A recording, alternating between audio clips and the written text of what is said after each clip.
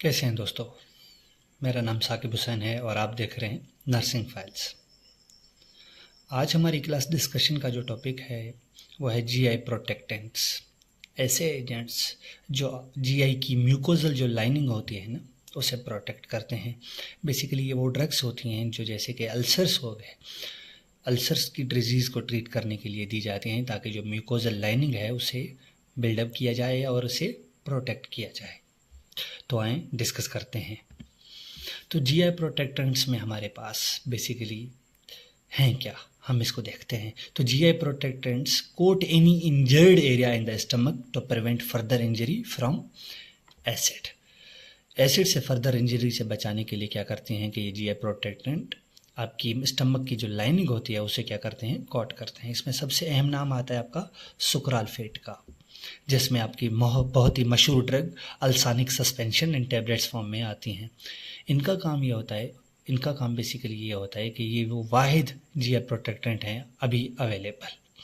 अगर हम इनकी इंडिकेशन की बात करें कि ये किन किन पेशेंट को ट्रीट करने के लिए दी जाती हैं, तो short term treatment and maintenance treatment for the active duodenal ulcers, treatment of oral and oesophageal ulcers due to the radiation और कीमोथेरेपी। बहुत ही अहम किरदार होता है इन ड्रग्स का।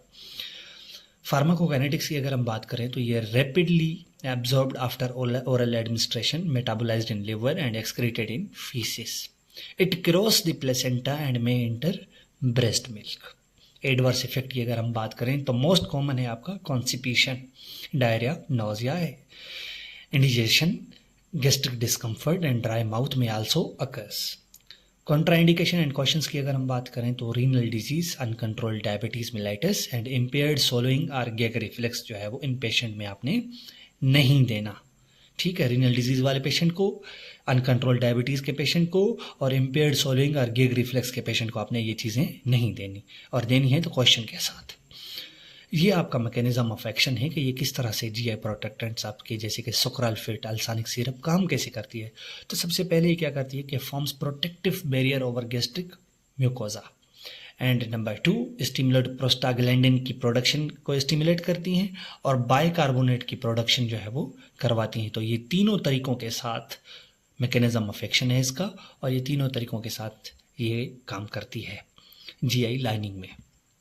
अगर हम असेसमेंट और मॉनिटरिंग की बात करें तो असेस करंट सिम्टम्स आपने पेशेंट से पहले पूछना है। मेडिसिन प्रिस्क्राइब करने से पहले अगर पेशेंट को मेडिसिन प्रिस्क्राइब भी की हुई है ना, तो उससे पहले आपने एज ए नर्सिंग स्टाफ आपने असेस करना है और मॉनिटर करना है। पेन की लोकेशन क्या है, पेशेंट की क्वालिटी, ड्यूरेशन और सीवियरिटी क्या है, ट्रिगर्स क्या है, पेशेंट को ट्रिगर्स कौन से हो रहे हैं जैसे नोजिया, ब्लोटिंग या रिफ्लक्स, एपिगैस्ट्रिक टेंडरनेस मौजूद है पेशेंट को या नहीं है, क्योंकि ये देखी जाती है आपकी अल्सर्स पे।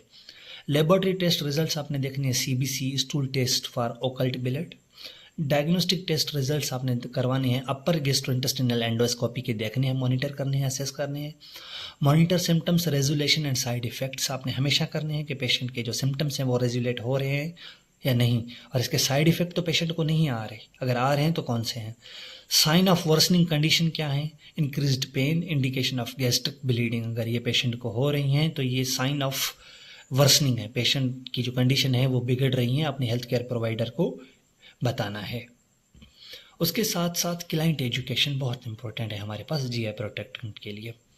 लाइफ स्टाइल मॉडिफिकेशन सबसे पहले, अवॉइड अल्कोहल, स्पाइसी और ग्रीसी फूड्स, एक्सेसिव कैफीन नहीं लेनी पेशेंट ने, टोबैको की प्रोडक्ट्स आपने इस्तेमाल बिल्कुल नहीं करनी, पेशेंट को आपने ये एजुकेट करना है। पेशेंट को क्या कहना है कि आपने इन फलांग चीज़ों में से कोई भी चीज़ आपको हो रही है तो आपने रिपोर्ट करना है हेल्थ केयर प्रोवाइडर को। इंक्रीज एब्डोमिनल पेन, ब्लडी और coffee ground emesis, coffee ground की तरह आपको उल्टियाँ आ रही हैं, ब्लैक आर्टेरी स्टूल आ रहा है, ठीक है, feeling dizzy and fast heart beat, ये चीज़ें हो रही हैं तो आपने जल्द से जल्द रिपोर्ट करना है जो है वो हेल्थ केयर प्रोवाइडर को। Medication forms of protective coating over ulcer, patient education में आपने पेशेंट को ये बताना है कि ये मेडिकेशन काम कैसे करती है, आपने उसे ये समझाना है कि ये मेडिकेशन बेसिकली फॉर्म करती है protective coating over ulcer.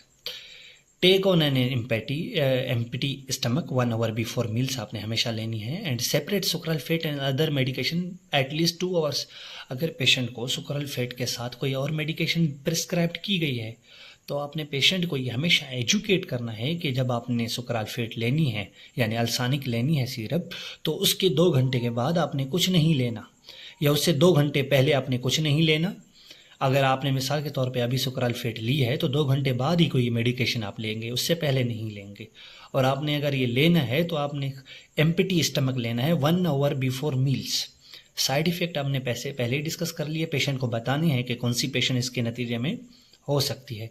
Increased fluid, fibre और फिजिकल एक्टिविटी पेशेंट को आपने ये गाइड करना है। उसके साथ साथ हमारे पास दूसरे जीआई प्रोटेक्टेंट्स में हमारे पास आते हैं प्रोस्टाग्लैंडिन्स, बहुत ही अहम है। प्रोस्टाग्लैंडिन हमारे पास स्टमक लाइनिंग को प्रोटेक्ट करने के लिए यूज़ किए जाते हैं। Available for common use in synthetic prostaglandin E1 analogue misoprostol. Analogue का मतलब यह होता है कि उसको मिमिक करे, यानी प्रोस्टाग्लैंडिन की तरह काम करे। तो इसमें सबसे अहम हमारे पास नाम आता है मिज़ोप्रोस्टोल का। ठीक हो गया।